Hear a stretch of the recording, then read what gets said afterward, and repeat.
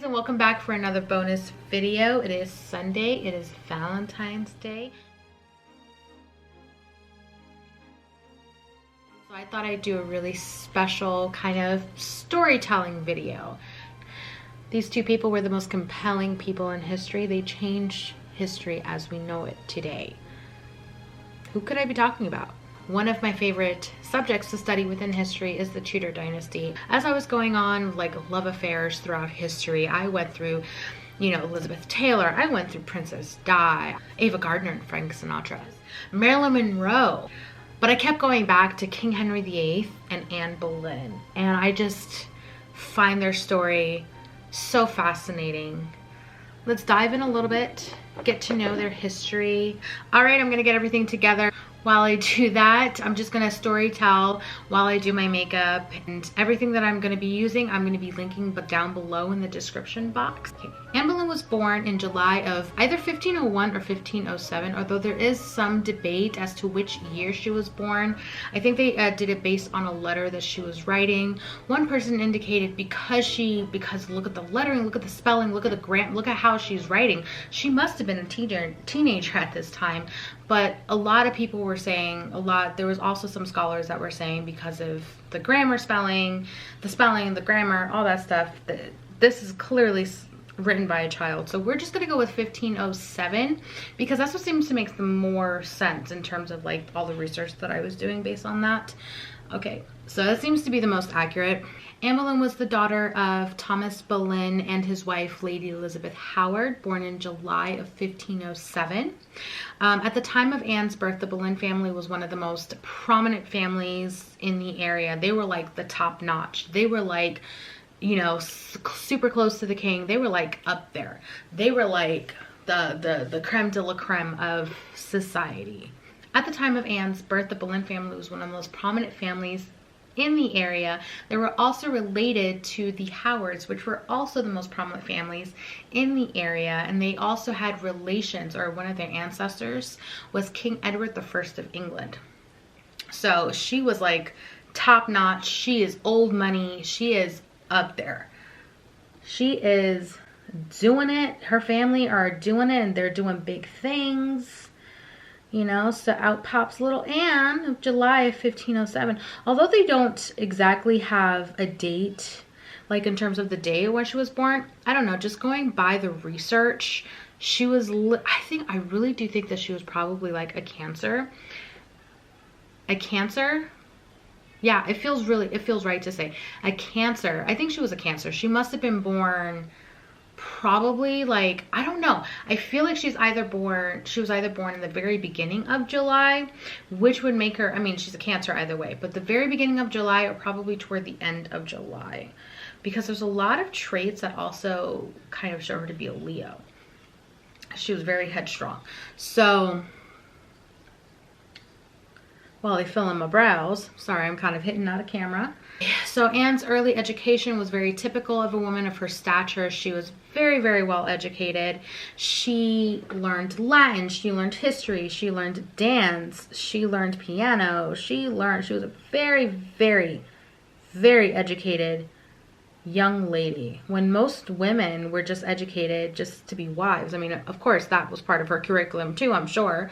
Singing, beading, sewing, all the domestic things that every wife should know. In 1513, she was invited to join the schoolroom of Margaret of Austria. Reportedly, Margaret of Austria liked Anne very, very much, and they had a really good relationship, which was definitely something that you want a woman in her time, in her stature. You want to be close to a royal. You want to be in very good standing. So, it was reported that they were really close, like really good friends, or, kind of took her on as like a mentor type of deal from the research that I was doing. In France, Anne was also maid of honor to Mary. And then Mary's 15-year-old stepdaughter, Queen Claude, with whom she stayed for nearly 7 years. You know what's funny though?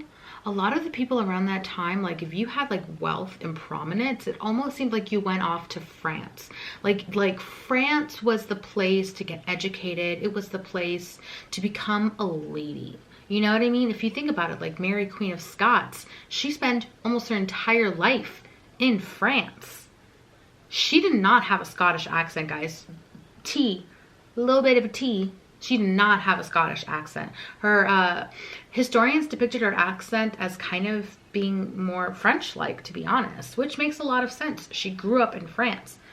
So, but that's what, so funny. It's so funny because they went into war. England was always at war with France, but yet they'll send their young noble ladies to be brought up in France. It doesn't make any sense. But maybe, I don't know. Why was France like the popular place to go to become a lady? While staying in the Queen's household, she completed her study of French and developed interest in art and fashion and beauty and the art of seduction. She learned how to play games like cards and dice, things that would help her out in King Henry VIII's court. After spending part of her childhood in France, in 1522, she returned back to England and back to Henry's court and drew a lot of admirers.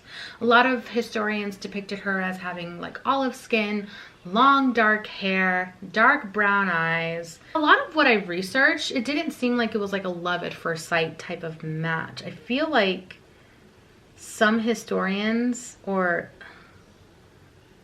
the way their story is written, it's almost like, oh, they loved each other from the second they met.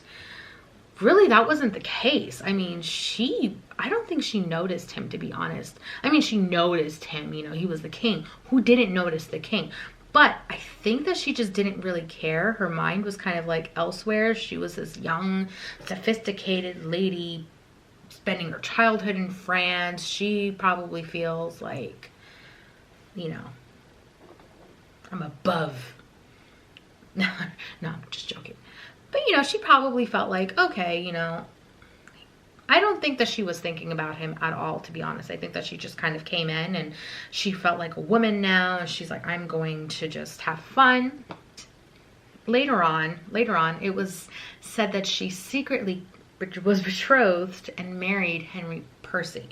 Now, her family, nay, because by this time she already had Henry VIII's attention. He denied that marriage.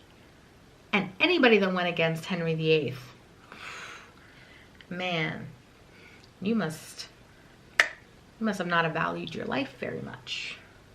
Secretly, her father and many others, along with Henry Percy, annulled the marriage,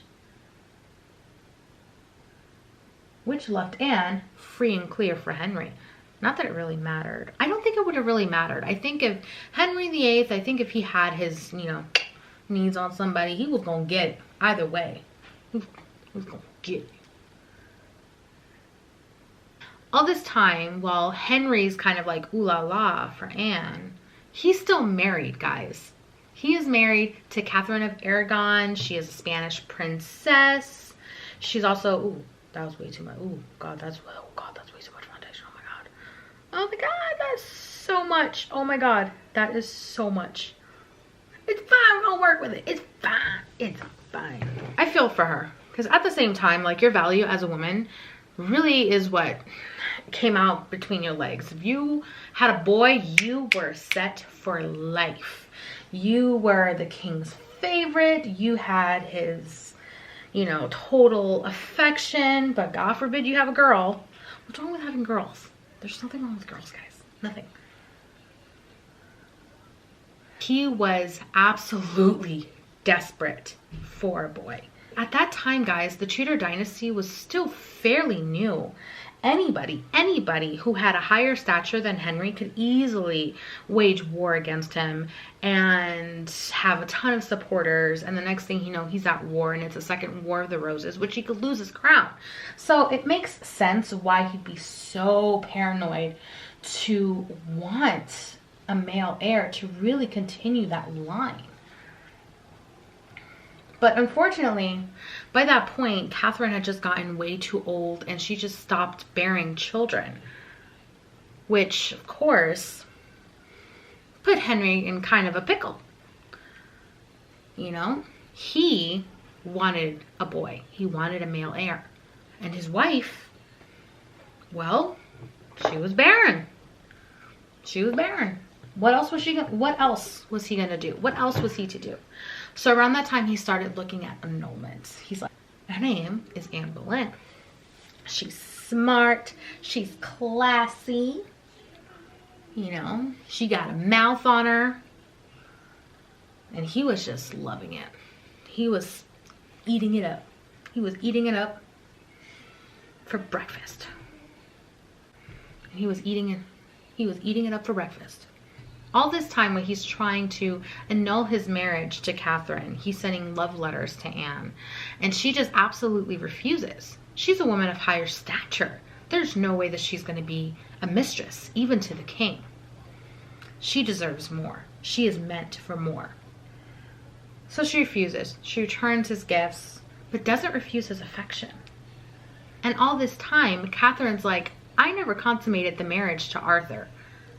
I don't know what Henry's talking about. I am the rightful Queen of England. I am the true Queen of England. And this went on for years. I'm sure there were times where Henry was just like, what is happening here? Why isn't this marriage annulled by now? Like, I have presented evidence to you guys. What is happening here? And everybody's like, I don't know, King. I don't know what to tell you. You know, I could imagine how frustrating it would have been for him. He just wants to marry he just wants to marry. He just wants to get married. He just wants to like find somebody that's going to give him a boy. That's it. That's it. That's all he wanted. You know, but in order for that to happen, Catherine has to agree that the marriage is null and void, which would effectively make her only child, her only daughter, a bastard, which in that time was not a good stature to be. Henry's hard request for an annulment would later on need to be known as the King's Great Matter. All this time, the relationship with Anne was just intensifying as he's trying to get the annulment from Catherine. That must have stung too. You know, because at the time, I believe she's in her 40s, Catherine of Aragon, and she basically just aged out. She went through menopause, I believe. On January 25th, 1533, Henry and Anne were secretly married, and Easter of later on that year, their marriage was announced. So, great things were happening for Anne. Got married. Anne was very pregnant by the point they got married. And in September of that year, she gave birth to a baby girl who would later be known as Queen Elizabeth I of England. Unfortunately, she also suffered a lot of miscarriages. And Elizabeth would go on to be their only living child together. Very similar to Catherine of Aragon. Karma. As passionate as they were toward each other, it was actually quite volatile at times, as it was known that Anne Boleyn had a temper. Remember what I said? Remember? She was born in July of 1507. I am telling you, she was a Cancer. She was a Cancer. Cancers are known to have tempers. They're known to be very moody. They're known to be very sensitive. They're known for all of these things. So I'm thinking she probably, maybe she was like, maybe early July, because that feels about right. Like early July, we're almost like, you know, early July, probably really close to like Gemini maybe. Unfortunately, their happy union would not last long. But on May 2nd of 1536, Anne was arrested and taken to the Tower of London by barge. It is likely that Anne may have entered through the court gate in the Bayward Tower rather than the Traitor's Gate, according to historian and author of the... On the 17th of May in 1536, Anne and Henry's marriage was declared null and void, and she would be sentenced to death. Mere 2 days later, on May 19th, 1536, she was executed at 8 o'clock in the morning. And she would also go down for another reason in history as being the first English queen sentenced to death. While Queen Anne is now being beheaded and dethroned and stripped of her titles, Jane Seymour, Anne's cousin, is being courted by the king. They marry on May 30th of 1536. Unfortunately, she dies in October of 1537. Jane Seymour and King Henry VIII marry May 30th of 1536. However, the marriage won't last long because a little over a year later, on October 24th of 1537, she dies from complications of childbirth. Her son, King Edward VI, will later on become the young boy king. He was born October 12th of 1537. He never got to know his mother, and Jane Seymour will forever be the love of Henry's life because she was the only one to ever give him a living son. Well guys, I hope you enjoyed the video. If you guys found this entertaining, let me know. Hit that like button. It lets me know that what I'm doing is kind of in the right path and I'm doing something good. So I'm still learning. I'm still trying to get the hang of things, and I'm hopefully doing better with editing. If you want to grow with me, if you want to join this little tiny happy family, I'd be so appreciated. If not, it's totally fine. But if you do, hit that subscribe button, and I post videos every single Friday and sometimes on occasion like today on Sunday. So I will see you guys later. Thank you so much for watching, and